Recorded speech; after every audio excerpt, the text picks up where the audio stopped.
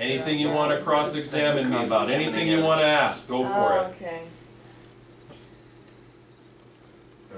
Obviously, you don't have I have a question. Why do you not feel any guilt about what you've done in your life?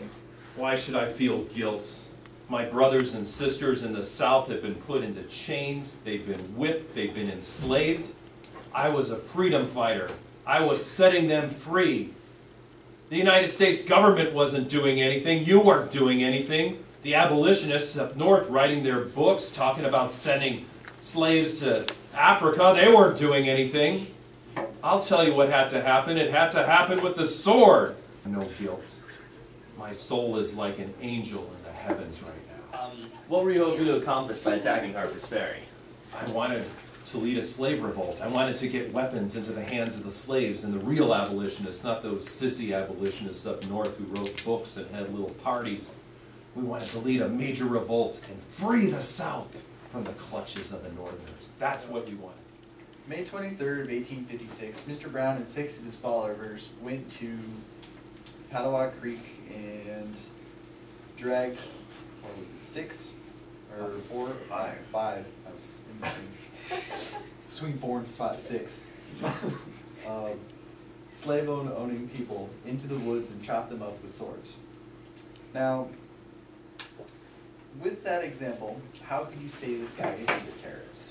He used this to set an example to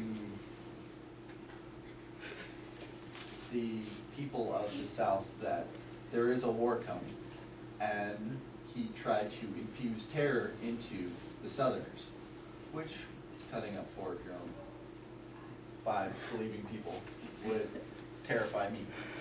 Besides terror, there are ways to settle these kind of disputes between the Northerners and the Southerners. That's the reason why the Declaration and the Bill of Rights was meant, or put into place.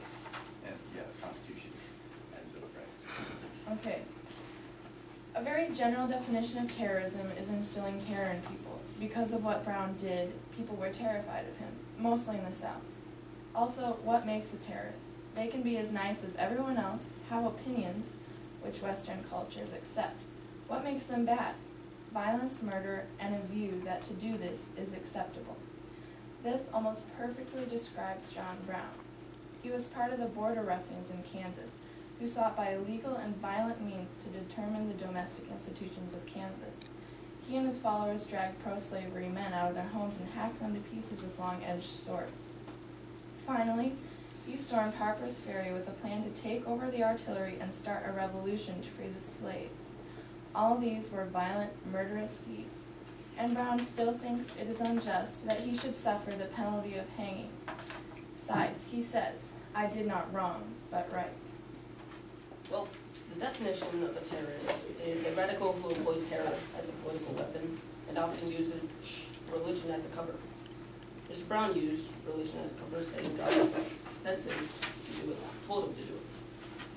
Well, in the Bible it says that murder is, a sin. I don't really understand why God would give this guy permission to murder pro-slavery men. Also, another terror he did was the burning of the Free State community of Lawrence. Why would you attack a Free State community? Okay. I'm against that John Brown is a terrorist. He fought to end slavery. He would die for other people. And he raised a black child as one of his own to prove a point, and he cared for him. He let slaves use his land and religion people. He killed people that were for slavery. That's about it.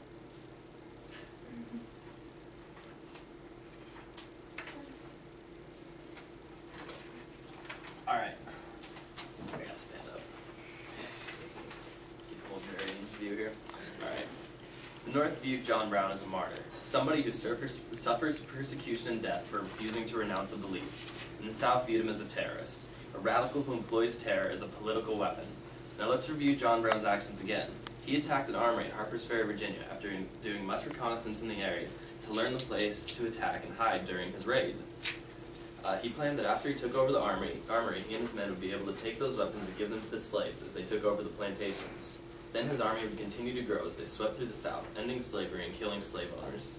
So with his extreme actions, he was attempting to help his fellow man. If you ask me, this sounds like a strategy, a war strategy, not the spur-of-the-moment attack of a power-hungry terrorist. John Brown was simply ready to embrace the idea of war in 1859, while the rest of the nation was a few years behind him. He knew that bloodshed would be the only way to end the slavery issue in America. While he was looking to a bigger and brighter future for our country, the rest of the leaders were being naive about the use of violence. Yet the thing that truly separates John Brown from the label of terrorist is that he did not use his, what some say may be extreme, behaviors to gain political power or better himself at all for that matter. He was simply attempting to do what he believed was right. Now John Brown wasn't the most persuasive of people. Perhaps this was why he was only able to recruit 21 men on his mission. And it was for this reason that I believe people view him as a terrorist. The founders of our country all had extreme ideas. They were just able to convince enough people to follow them, giving them the power they needed to execute said plans. Such as when the Declaration of Independence was written. Dang it! Right. Wow. Oh man. Save it for your rebuttal. On the subject of John Brown, some would say for certain that he was a terrorist. I beg to differ. Brown was a firm believer in his cause and was willing to fight to end slavery no matter what the cost. He knew that unless drastic action was taken, no point to end the slavery epidemic would be made. Yes, Brown's actions may have been violent, but were they any different from the actions of other authorities? Henry David Thoreau believed not. In his plea for John Brown, Thoreau stated that we preserve the so-called peace of our community by deeds of violence every day. Look at the gaol, look at the gallows, look at the chaplain of the regiment. With this, I believe we need to conclude who the real terrorists are. They are the Southerners. They place the slaves in horrible living conditions and use brutality to punish them when they deem their work inadequate. They whip the slaves until the skin upon their bodies was left raw and dripping with blood. With this in mind, I again ask, who were the real terrorists? There are some who say that John Brown was a terrorist, and at first glance, that's what he looks like. But if you dig deeper into the story, you see that this is not so. And that is why I say that John Brown was not a terrorist, but a revolutionary, who took the only available road he saw to ending slavery, with absolutely no thought of personal gain. How can you call him a terrorist if his goal was to bring freedom to his fellow man?